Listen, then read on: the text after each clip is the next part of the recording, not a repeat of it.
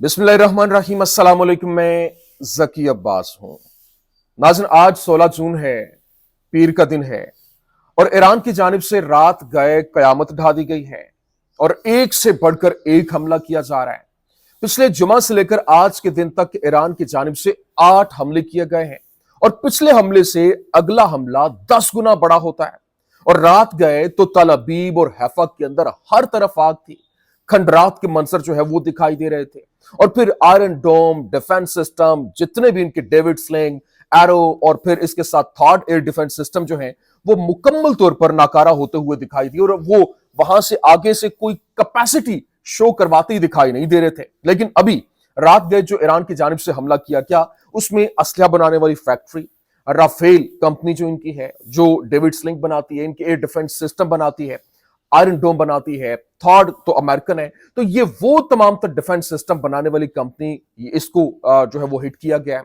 और फिर जो इसका मोसाद का इंटेलिजेंस हेडक्वार्टर है उसको निशाने पे लिया गया है। ना सिर्फ ये, बेन गुरियन एयरपोर्ट और दीगर अहम तरीन इनके सेंसिटिव मकामात जो हैं उनको निशाने पे लिया गया है। लेकिन यहां पर जिस तरह से ये हमला कर रहे हैं, आगे से इसराइल जो है वो भी जवाबी कार्रवाइयां कर रहा है। लेकिन ईरान की जानिब से गुज़श्ता रोज ही ये दावा किया गया था कि ईरान ने इसराइल के 10 जो उनके जंगी जहाज हैं उनको गिराया।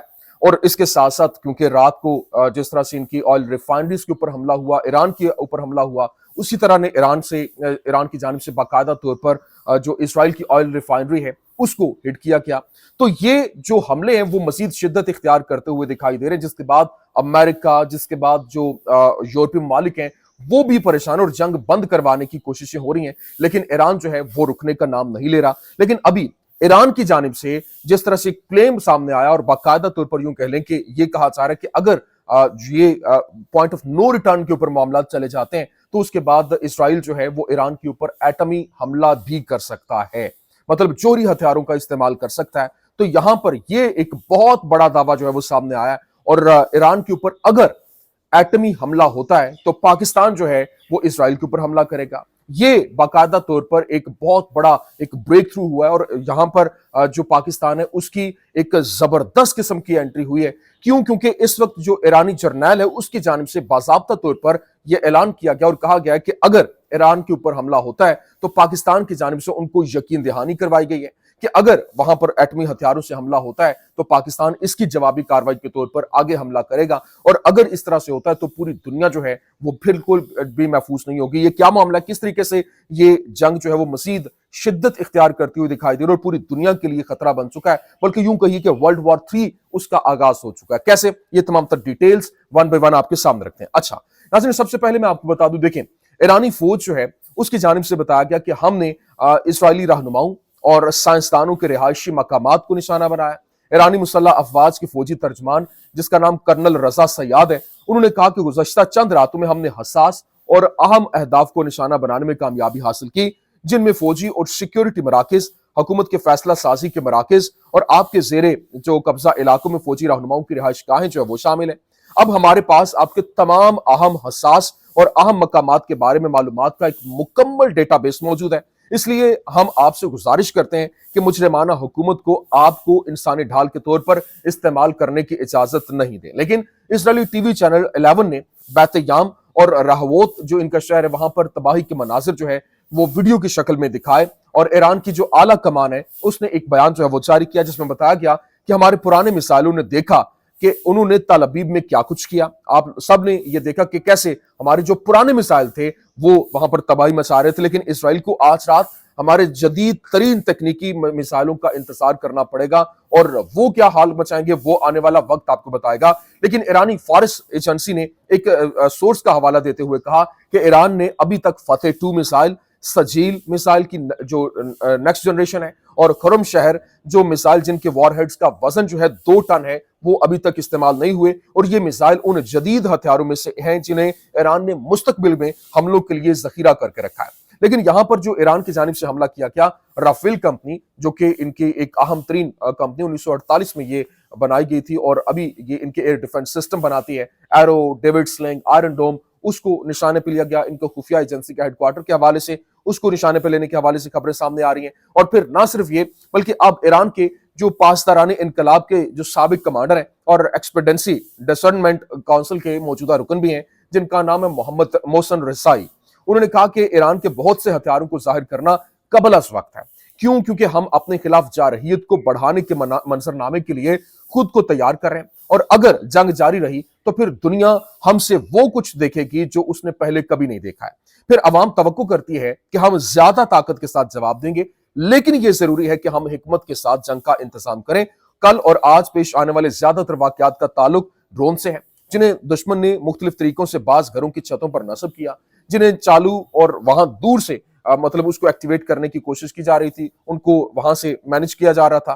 لیکن مسلط کردہ جنگ جو کہ 1980 کی جنگ ہے، اس نے 35 سال تک ایران کی سلامتی کو محفوظ بنایا، اور یہ موجودہ جنگ انشاءاللہ فتح کے بعد اگلے 50 سالوں تک ملک کی سلامتی کو محفوظ بنائے گی۔ اور گزشتہ چند دنوں کے دوران تمام عرب ممالک نے ہم سے رابطہ کیا ہے اور ہماری حمایت کا اظہار کیا، اور پاکستان نے کہا کہ اگر اسرائیل ایٹمی ہتھیار استعمال کرتا ہے تو ہم اسے بھی ایٹمی ہتھیاروں سے نشانہ بنائیں گے۔ یہ جو رکن ہے، موجودہ رکن ہے ایکسپیڈنسی ڈسرنمنٹ کونسل کے محسن رسائی، ان کی جانب سے یہ دعویٰ کیا گیا ہے۔ اور یہ اگر اس طرح کا منظرنامہ ہے، کیونکہ پاکستان کو بھی معلوم ہے کہ اگر ایران جو ہے وہ فال آف ایران ہو جاتا ہے تو اس کے بعد اگلا ہدف اسرائیل کا وہ پاکستان ہے، اور اس کو لے کر باقاعدہ طور پر نتن یاہو کی جانب سے یہ آن دا اسکرین بیٹھے ہوئے یہ کہا گیا تھا کہ ایران کے بعد اگلا نمبر پاکستان کا ہے۔ تو اسی وجہ سے پاکستان جو ہے وہ آن دا فرنٹ کھل کر سامنے آ رہا ہے، اور اس کو لے کر جس طرح سے جب بھارت کی جانب سے پاکستان کے اوپر حملہ ہوا تھا تو پاکستان کے خلاف جو ڈرونز کا استعمال ہوا تھا وہ اسرائیلی ڈرونز تھے،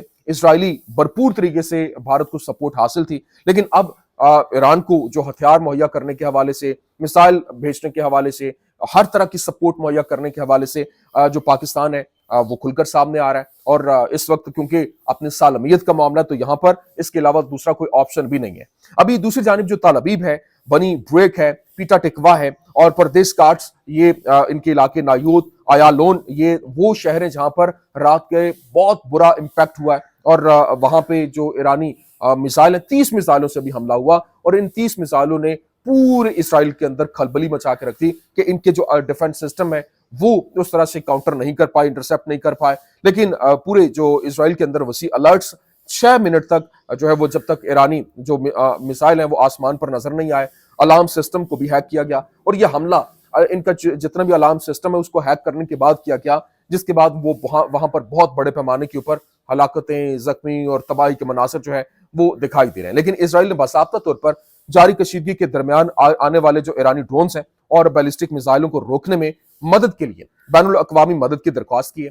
کان چینل رپورٹ کر رہا ہے، اور صرف ایک جس نے اتفاق کیا وہ برطانیہ تھا، اور اسرائیل کا فضائی دفاعی جو نظام ہے وہ اس وقت اس طرح سے کاؤنٹر نہیں کر پا رہا۔ یوں کہہ لیں کہ جس کی پوری دنیا کے اندر ایک بڑی دھاک تھی، اب وہ دھاک ختم ہوتی ہوئی دکھائی دے رہی ہے۔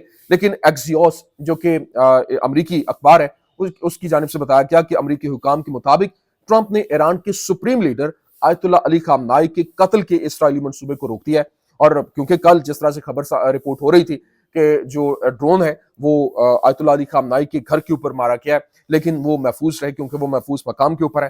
IRGC کے جو سینئر جنرل محسن رسائی ہیں، انہوں نے کہا کہ کل اور آج کے زیادہ تر حملے کچھ گھروں کی چھتوں کے اوپر مختلف طریقوں سے نصب کردہ جو مائکرو ڈرونز ہیں ان کا استعمال کرتے ہوئے کیے گئے، اور انہیں دور سے فال کیا گیا۔ ان میں سے زیادہ تر ڈرون چند ماہ قبل اسمگل کیے گئے تھے، اور اسرائیل اپنے F-35 طیاروں کو ایران کے اندر اڑانے سے ڈرتا ہے، اور اس لیے وہ عراق کے اوپر سے میزائل داغنے پر مجبور ہے۔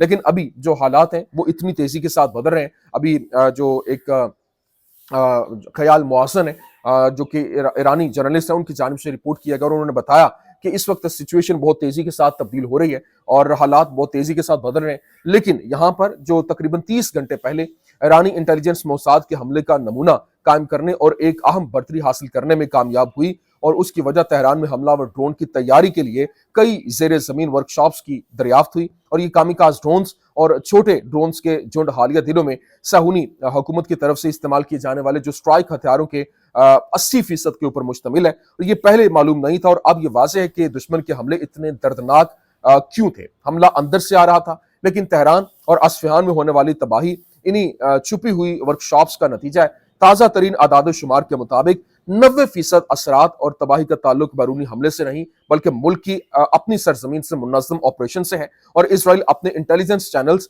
और सपोर्ट को इस्तेमाल करते हुए अंदर तक गहराई तक घुसने में कामयाब हो गया था, लेकिन अब उसकी नुमाइश और सफाई का मरहला शुरू हो चुका है। तखरीबकार गिरोहों के पकड़े जाने और पैदावारी तनसीबात की बंदी से खतरे की सतह तेजी से कम हो जाएगी और ईरान के अंदर हमले कम से कम 80% कम हो जाएंगे। लेकिन एक बार जब ये मरहला खत्म हो जाएगा और इसराइल को इसके मरकजी ट्रम्प कार्ड के बगैर छोड़ दिया जाएगा और फिर ईरान की बारी होगी कि वो ऐसी जुबान में बात करे जिसे दुश्मन हकीकत समझता है और इसराइल खुले तसादुम से खौफजदा है। और हम पहले ही देख सकते हैं कि वो किस तरह अपने तमाम वसाइल इस्तेमाल कर रहा है। क्यों? क्योंकि इसे एहसास है कि उसके पास सिर्फ वक्त है और वक्त इसके खिलाफ काम कर रहा है। लेकिन ऑपरेशन की क़यादत तवील अरसे से कौमी सलामती कौंसिल के हाथ से बराह रास्त सुप्रीम लीडर के हेडक्वार्टर और मिलिट्री कमांड तक पहुंच चुकी है। जंग अब कतई तौर पर सर्द खून के साथ और बगैर किसी समझौते के लड़ी जा रही है और ईरान के पास जमीन की गहराई में छुपे हुए बैलिस्टिक मिसाइलों का जखीरा है। दुश्मन का एक भी हमला इन तक नहीं पहुंचा है। लेकिन अभी जो इस वक्त हालात की नजाकत को देखते हुए सिचुएशन जो सामने आ रही है और मंजरनामा बदलती हुई दिखाई दे रही है, लॉरेंस नॉर्मन ने जो कि वॉल स्ट्रीट जर्नल के नुमाइंदे हैं, उसकी जानिब से कहा गया कि कई सोर्सेज का ख्याल है कि ईरान ने फोर्डो तनसीब में यूरेनियम को 90% तक एनरिच कर लिया है, अफसुदा कर लिया है और इस दौरान बैनुल अक़वामी मुआयने भी मुअत्तल हो सकते हैं। जिस तरह से एनपीटी जो है नॉन प्रोफिलेशन जो प्रोलिफिकेशन जो के हवाले से बताया जा रहा है कि उससे अलहदगी का ऐलान जो है वो ईरान कर रहा है, लेकिन ईरान अपने अवाम की कुव्वत इरादी और खुद मुख्तार और खुद कफील होने की ख्वाहिश के साथ एक सल्तनत से लड़ रहा है, एक यूं कह लें कि दुनिया की ताकतों से लड़ रहा है। और इसके इंजीनियर्स हैं, ड्रोन से लेकर फिजाई दिफा तक तमाम हथियार ईरान के अंदर ए से जेड तक बनाए गए हैं और ये वो जगह है जहां से ईरान की ताकत आती है। और इन ममालिक के मुकाबले में जो सेंट कॉम से वहां पे असलहा खरीदते हैं और जो सिर्फ मुसलमानों के लिए जो है वो या मुसलमानों के खिलाफ या फिर इसराइल की सिक्योरिटी के लिए इस्तेमाल होते हैं। लेकिन आप जाने से पहले मैं आपको ये भी बता दूं, इस वक्त जो जुलानी है, जो बहुत से लोग उसकी तारीफ भी कर रहे थे शुरू में, लेकिन बाद में आहिस्ता आहिस्ता चीजें रिवील हुई। अभी उसकी जानिब से कहा गया कि जो शामी जो फिजाई मतलब रास्ता है, उनके जो फिजा है वो मुकम्मल तौर पर ईरानी मिसाइलों को रोकने के लिए उसने खोल दिए और वहां पर के जो इसराइल है उनको इस्तेमाल उस फिजा को इस्तेमाल करते हुए, फिजाई रास्ते को इस्तेमाल करते हुए काउंटर कर सकता है। वो इनके मिसाइलों को रोकने के लिए चाहे जितने मर्जी अमेरिका, बरतानिया, उर्दन, ये क्या कुछ इन्होंने नहीं किया, तो क्या इन्होंने उनके मिसाइलों को रोक लिया? वहां पर जो इम्पैक्ट आ रहा है उसको रोक लिया? तो ऐसा नहीं है। लेकिन इसराइलियों को ये यूं कह लें कि इसराइली अवाम सफर कर रहे हैं।